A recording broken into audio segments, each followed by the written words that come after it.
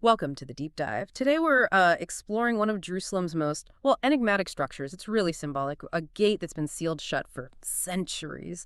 But some believe it's now stirring, maybe even, preparing to open.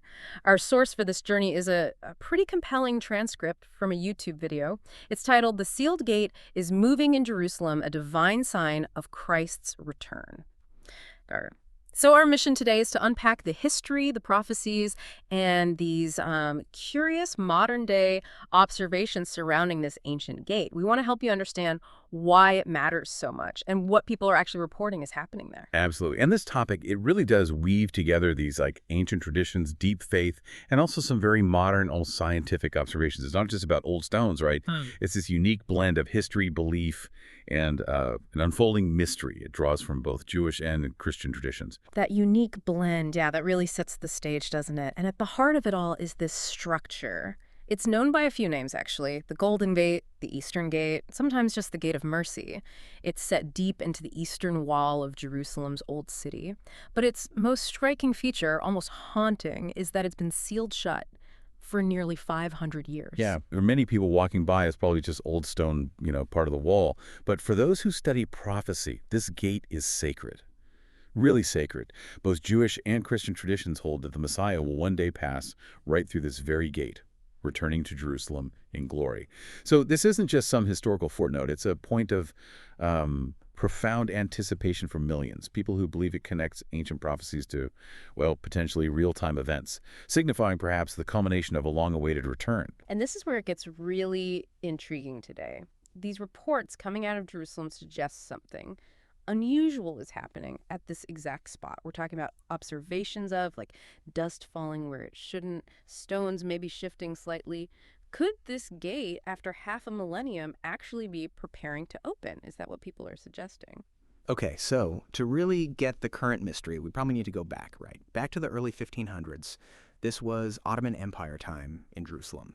Sultan Suleiman the Magnificent, famous for his big building projects. He had the city walls rebuilt. Magnificently, actually. But then there's this one decision he makes that really stands out.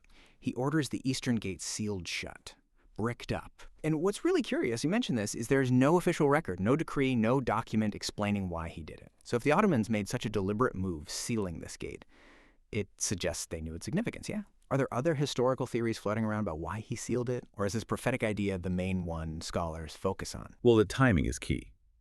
And the strong traditions within Jerusalem at that time, they really point to something deeper than just a military strategy. You see, lots of people in Jerusalem were openly talking about prophecy. They believed the Messiah would come from the east and enter through this specific gate. Ah, okay. So Suleiman might have known about this belief. That seems likely. And beyond just blocking it physically, he did something else. He placed a Muslim cemetery directly in front of the gate. A cemetery? Why there? Well, think about Jewish law. Priestly descendants, the Kohanim, that's a specific lineage, right, back to Aaron, with unique religious duties. Right. They cannot enter cemeteries without becoming ritually defiled, impure. They couldn't perform sacred duties until purified. So Suleiman effectively created a spiritual barrier too, especially if the expected Messiah was from that priestly line. It was more than just stones and mortar. Wow. So it's like a double lock, physical and spiritual. It's a sobering thought. A gate meant for, potentially, God's anointed, deliberately closed off, but prophecy. Well, history seems to show it has a quiet way of unfolding, doesn't it? Attempts to block it don't tend to last. And nowhere is that clearer than when we look at how deep this gate runs in biblical prophecy. Let's trace those threads. Yeah, this specific spot shows up pretty clearly in prophetic visions. Take the prophet Ezekiel. He was in exile in Babylon. And he has this profound vision. He sees the glory of the Lord entering the temple from the east through what he specifically calls the East Gate. That's Ezekiel 43. Okay, entering from the east. But earlier, in Ezekiel 10, he saw something heartbreaking. He saw the glory of God depart from the temple. And guess which way it went? Towards the east. Exactly, toward the east. It's this pattern you see. Yeah. Divine presence, then absence, exile, but then the promise of a glorious return using the same path. And that pattern, it connects to Jesus' first coming too, doesn't it? On the eve of Passover, Jesus heads towards Jerusalem riding a donkey, which was, a deliberate fulfillment of Zechariah's prophecy. Behold, your king is coming, humble and riding on a donkey. And his route, based on the traditional layout of the city back then, Took him from the Mount of Olives across the Kidron Valley, Straight through the Eastern Gate. straight through it. It was quiet, not some big revolution, but that was the moment. The Messiah entering his city through that gate.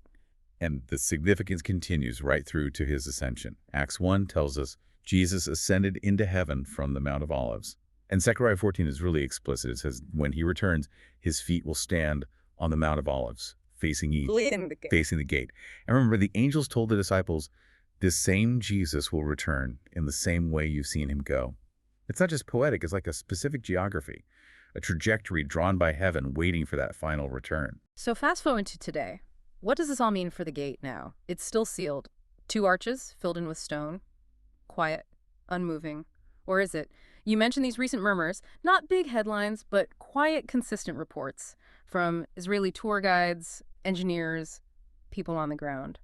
What exactly are they reporting? Are these subtle things or more dramatic shifts? They're quite tangible, actually, but subtle enough that, yes, you could be skeptical. For instance, people report seeing fine dust, almost like flour, slipping through seams in the gate, seams sealed for centuries, even on calm days. No wind. Dust from sealed stone? Yeah. And engineers have noted hairline cracks, maybe lengthening slightly, or tiny misalignments in the stonework that weren't there in earlier surveys. Little shifts. And then there are the more anecdotal claims, almost unsettling, faint rhythmic groans or subtle moans like pressure building up deep inside the wall itself, as if the whole structure is under some kind of unseen strain. Okay, groans from inside the wall. Now, obviously, many people would immediately say, okay, that's erosion, or the foundation settling after 500 years, or just old buildings make noises. And that's entirely possible, right? Absolutely. That's the rational explanation, and it could be right. But for those who see these as potential signs, how do they distinguish between a divine whisper, as the source put it, and just routine structural stuff in a very old wall? Well, for them, these subtle shifts feel different. They feel like, yeah, a whisper, a stirring. Yeah. And they connect it back to Jesus' words in Matthew 24 about signs, telling people to watch, for you do not know the hour. There's this idea of a deeper reality beneath the surface, something we can't always measure. Hebrews 11:3 says, by faith we understand that the universe was formed at God's command, so that what is seen was not made out of what was visible. Meaning the physical world is like an echo. An echo, exactly. A ripple from something greater. And scripturally, God often works subtly, doesn't he? It's the whisper to Elijah in the cave. Not the earthquake or fire. It's a baby in a feeding trough. Not an emperor on a throne. These are divine patterns of humility, of quiet power. So when something odd happens at the eastern gate, fine dust falling, maybe a trembling in the stone, it raises that profound question.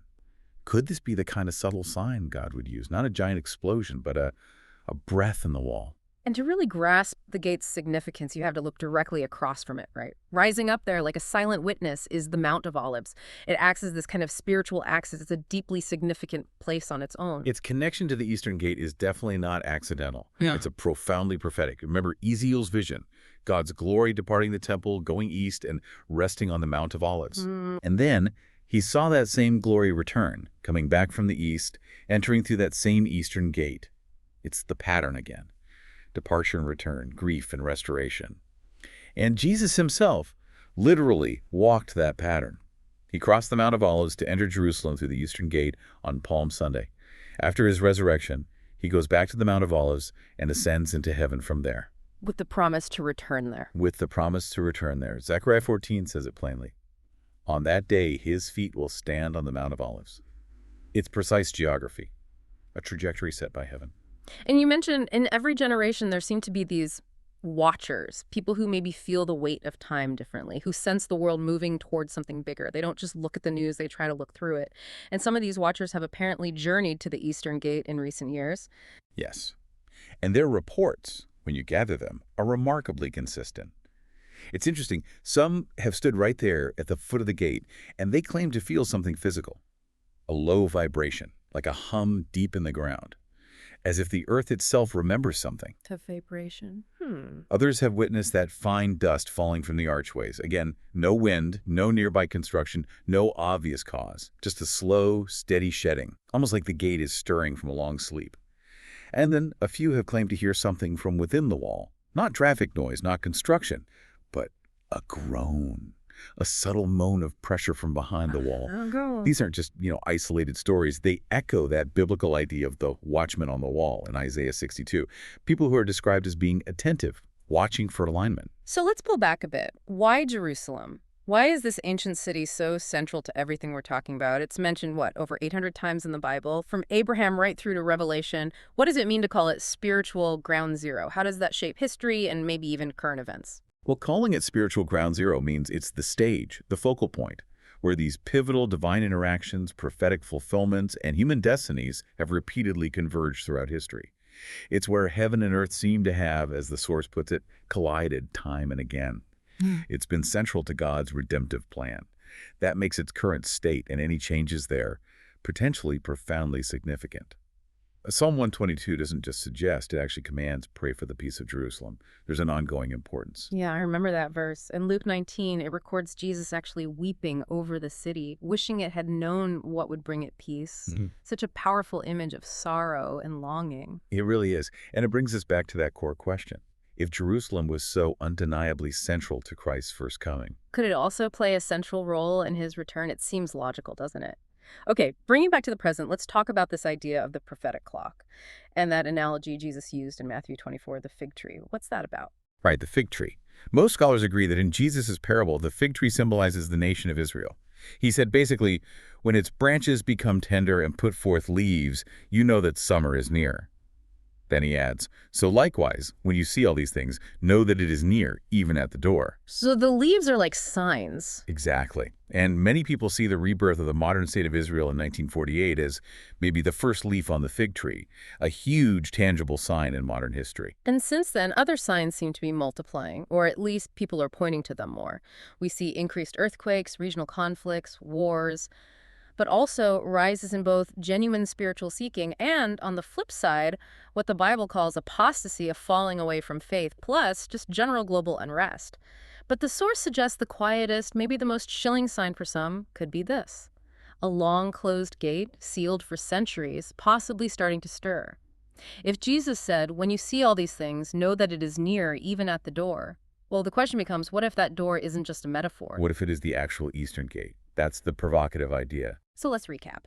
We've looked at the Eastern Gate, its really unique sealed history, its deep prophetic significance in both Jewish and Christian thought, and these subtle, very modern-day signs that suggest it might be stirring after all this time. And the spiritual implications, if this is really happening, are immense, profound.